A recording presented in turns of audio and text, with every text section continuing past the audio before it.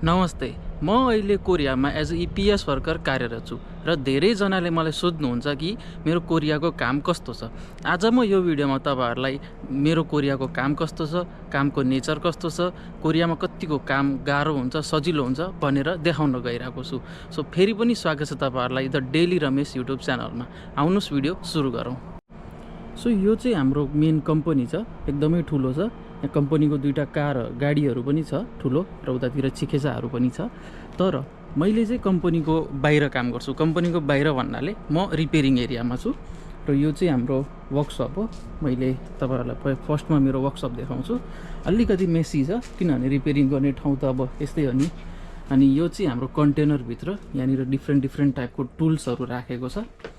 अब यो चाहिँ फर्स्ट ओभरभ्यू भयो। यहाँ वेल्डिङ मेसिन भयो, यहाँनिर ग्राइन्डर भयो, बेन्च ग्राइन्डरहरू भयो र यसरी हाम्रो यो टुल्सहरूको यो कन्टेनर छ। यहाँनिर क्याबिनेटहरू भयो र यो चाहिँ पुरानो अफिस पनि हो। यहाँको मतलब हाम्रो रिपेयरिङ गर्ने मान्छेको अफिस हो। मेनली हामी यो रिपेयरिङ गर्ने सेक्सनमा 3 जना छौँ, फुजाङनिम, खजाङनिम र एउटा म विदेशी मान्छे। अरू दुईटा मान्छे यहाँको कोरियन मान्छे नै हुनुहुन्छ। So this is my work place, workshop. अनि यस्तै छ मेरो काम र अरू नेपाली मान्छेहरू हुन्छ, उहाँहरू चाहिँ कम्पनीभित्र काम गर्नुहुन्छ। म एक्लै मान्छे छु, यहाँनिर रिपेयरिङमा काम गर्छु। अब सबैभन्दा पहिला मेरो काम चाहिँ के हो त, म अलिकति त्यो तपाईँलाई एक्सप्लेन गर्छु। अब जस्तै बिहान कम्पनीमा काम सुरु हुन्छ र हामी चाहिँ यो चाहिँ हाम्रो यो पुरानो कन्टेनर हो, खुङ्गु सामुसिल भन्छ यसलाई। यहाँ साइडमा हाम्रो अर्को अफिस पनि छ, मेन अफिस। हामी त्यसमै बसिरहेको हुन्छौँ, पर्खिरहेको हुन्छौँ, स्ट्यान्ड बाई हुन्छौँ हामी। त्यति बेला खासै केही काम हुँदैन र कहिलेकाहीँ अरू एक्स्ट्रा कामहरू पनि हुन्छ, त्यो पनि गर्छौँ हामी। र मेन चाहिँ अब कम्पनीभित्र काम चल्दाखेरि यदि केही मेसिनहरू बिग्रेछ अथवा केही मेसिनहरूको चल्दा पार्ट पुर्जा टुटेछ वा केही इलेक्ट्रिसिटी प्रब्लम आएछ भने भित्रबाट कल आउँछ हामीलाई, या कोही मान्छेहरू थिमचाङनिम भयो या अरू कोही मान्छेहरू हामीलाई दौडेर बोलाउन आउँछ। र बोलाउन आइसकेपछि अब यो बिग्रियो भनेपछि मेनली यहाँबाट अब यो चाहिँ अफिस भयो होइन, खुङ्गु अफिस भयो, खुङ्गु सामुसिल भयो। यहाँबाट अब जे सामान चाहिन्छ, ड्रिल मेसिनहरू चाहिन्छ कि, वेल्डिङ मेसिन चाहिन्छ कि, अब स्पेनरहरू चाहिन्छ कि, अब त्यो ओभरअल थाहा हुन्छ आफूलाई कि यो भयो भने मेनली यो सामानहरू चाहिन्छ भनेपछि त्यो सामान रेडी पारेर अनि छिटो भित्र गएर अनि छिटो काम गर्नुपर्ने हुन्छ। अब मेनली त्यति बेला चाहिँ हाम्रो एकदम हाई प्रेसर अनि एकदमै हुन्छ नि प्रेसरमा आएर काम गर्नुपर्छ। किनभने कम्पनीभित्र यदि केही बिग्रिने बित्तिकै पुरै कम्पनीको काम बन्द हुन्छ र भित्र काम गर्ने सबैजना मान्छेहरू मजाले बसिरहेको छ, आराम गर्नमा पुग्छ। र हामी चाहिँ 3 जना, फुजाङनिम, खजाङनिम, म 3 जना चाहिँ एकदमै हाइली एक्टिभेट हुनुपर्छ। त्यति बेला चाहिँ अलिकति प्रेसर टाइपको काम हुन्छ। काम मैले मेरो भनिसकेपछि म अलिकति तपाईहरुलाई के मेसिनहरू छ र मेन हामीलाई के युज हुन्छ त्यो म देखाउँछु। सबैभन्दा पहिला त्यहाँ धेरै काममा आउने यो सान्सो मतलब अक्सिजन, अब अक्सिजन कटर हो यो। यहाँ एलपिजी र त्यो अक्सिजन दुईटा छ, त्यो कटर हो। र यहाँनिर अब वेल्डिङ मेसिन छ। यो चाहिँ आर्गनबाट चल्ने यो टिग वेल्डिङ मेसिन हो। यो आर्गनको बोतलबाट मतलब सिलिन्डरबाट कनेक्ट हुन्छ र मेनली धेरै युज नै यो आर्क वेल्डिङ हो, यो वाला वेल्डिङ हो। र सुरुमा यहाँ आउँदा मलाई वेल्डिङ आउँथेन। मलाई यहाँनिर फुजाङनिम र खजाङनिम 2 जनाले मिलेर मलाई यहाँ वेल्डिङ सिकाउनु भएको, आफूसँग राख्नु भएको। आजभोलि त म पनि प्रिटी गुड मतलब ठिकठाक वेल्डिङ गरिहाल्छु। मतलब धेरै जस्तो वेल्डिङको कामहरू भित्र केही बिग्रिँदा वेल्डिङ गर्नु पर्यो भने मलाई नै वेल्डिङ गर भन्नुहुन्छ। अनि मतलब मिलेर नै गर्छौँ त, धेरै जस्तो हुन्छ नि। मलाई अलि प्र्याक्टिस गराउनको लागि भए पनि मलाई धेरै गर भन्नुहुन्छ क्या, अनि म गर्छु। र यहाँनिर अब यो पुरै धेरै हामीले मतलब चेन्ज गरेको पार्ट पुर्जाहरू, मेसिनहरू, त्यो सबै कुराहरू यहाँ छ। र अनि भित्र केही गर्दाखेरि अनि वेल्डिङ मसिन लैजाँदाखेरि अब त्यो बाहिर राखेको त लिएर जान मिलेन। त्यही भएर हामी यो यसरी यो बनाएको छौँ, गाडा टाइपको यो बनाएको छौँ। यो वेल्डिङ मेसिन यसरी गुडाउँदै हामीले लैजानुपर्छ। र यो वेल्डिङ मेसिन एउटा मात्र होइन, कम्पनीको अलग अलग पोइन्टमा 4 वटा हामीले वेल्डिङ मेसिन राखेको छौँ। जुन मेसिन जहाँ बिग्रियो त्यसको नजिकमा कुन वेल्डिङ मेसिन छ त्यो दौडेर गएर लिएर आएर अनि त्यो कनेक्ट गरेर त्यो वेल्डिङ गर्ने, त्यस्तो चाहिँ मेरो काम हो। र अब वर्किङ टाइमको कुरा गरौँ। नर्मली कम्पनीभित्र 7:30 बजे काम सुरु हुन्छ, तर हामी रिपेयरिङ गर्ने मान्छेले चाहिँ बिहान 5:30 बजे आइपुग्न पर्छ र भित्र गएर सबै मेसिनहरू बिहान चेक गर्नुपर्छ चलाएर।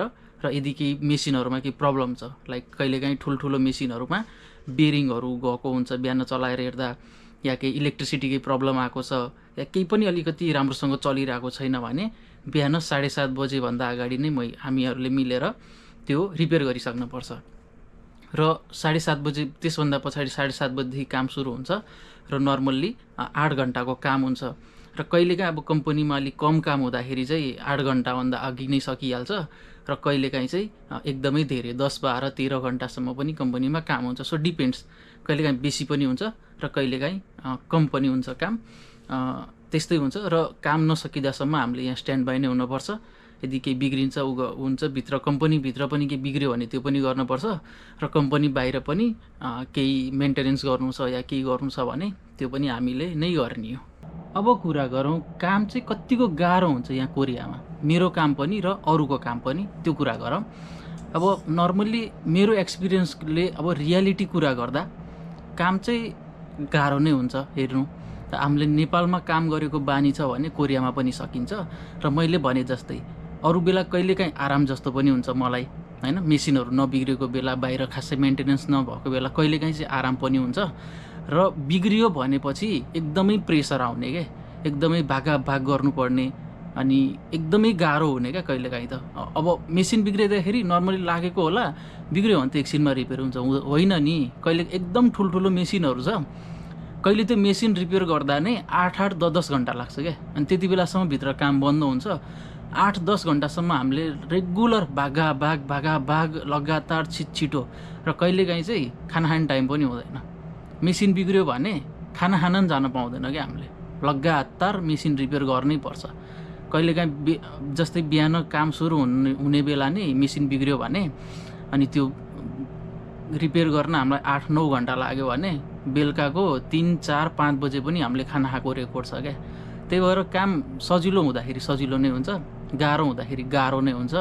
मेरो काम चाहिँ नर्मल्ली गाह्रो नै लाग्छ, काम गाह्रो नै हुन्छ, एकदमै प्रेसर हुन्छ, भागाभाग हुन्छ।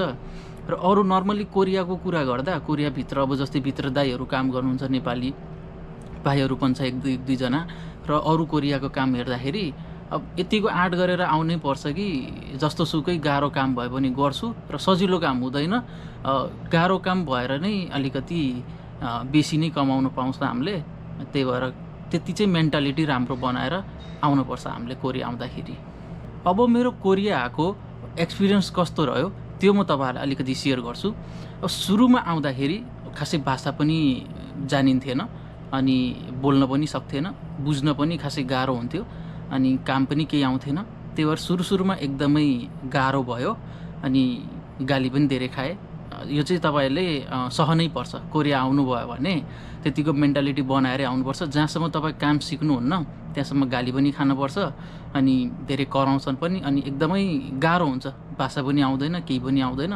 सुरुमा मलाई पनि त्यस्तै भयो र आजभोलि अब उहाँहरूले सिकाउनु भयो धेरै कामहरू, रिपेयरिङको, वेल्डिङ गर्ने कामहरू, त्यो अक्सिजनले मेसिनको पार्टपुर्जाहरू काट्ने कामहरू, त्यो सबै सिकाउनु भयो।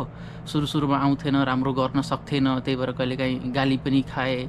सबै कुराहरू सहेर अहिले झन्डै 1 वर्ष पुग्न लागिसक्यो कोरिया आएको पनि र अब जे होस् सबै कामहरू राम्रो गर्दैछु, बिस्तारै सबै इम्प्रुभ भइसकेको छ। त्यही भएर अब त्यस्तो गाली पनि खाँदैन, केही खाँदैन। अब जे होस् त्यही हो कुरा कि तपाईँले काम राम्रो सिक्नुभयो भने, राम्रोसँग गर्न सक्नुभयो भने कोरियामा एकदमै धेरै रिस्पेक्ट दिन्छ तपाईँलाई सबैले, साउदेखि लिएर म्यानेजरहरू भयो, डाइरेक्टरहरू भयो, सबैजनाले तपाईँलाई राम्रो गर्छ क्या। तर तपाईँले के गर्नु पऱ्यो, काम चाहिँ राम्रोसँग गरिदिनु पऱ्यो। राम्रो काम जाने भने एकदमै धेरै रिस्पेक्ट पाउँछ कम्पनीमा। यो चाहिँ मेरो पर्सनल मैले भोगेको एक्सपिरियन्स। सो यो थियो मेरो कोरियाको वर्क प्लेस। आशा गर्छु तपाईँलाई यो भिडियो मन परेको होला र भिडियो मन परेको छ भने भिडियोलाई लाइक गर्न र द डेली रमेश युट्युब च्यानललाई सब्सक्राइब गर्न र आफ्नो साथीहरूको माझमा सेयर गर्न भने नबिर्सिनु होला। भेट्छु तपाईँलाई अर्को यस्तै नै एउटा इन्फर्मेसनल भिडियोसँग। आजको लागि यति नै, बाई बाई।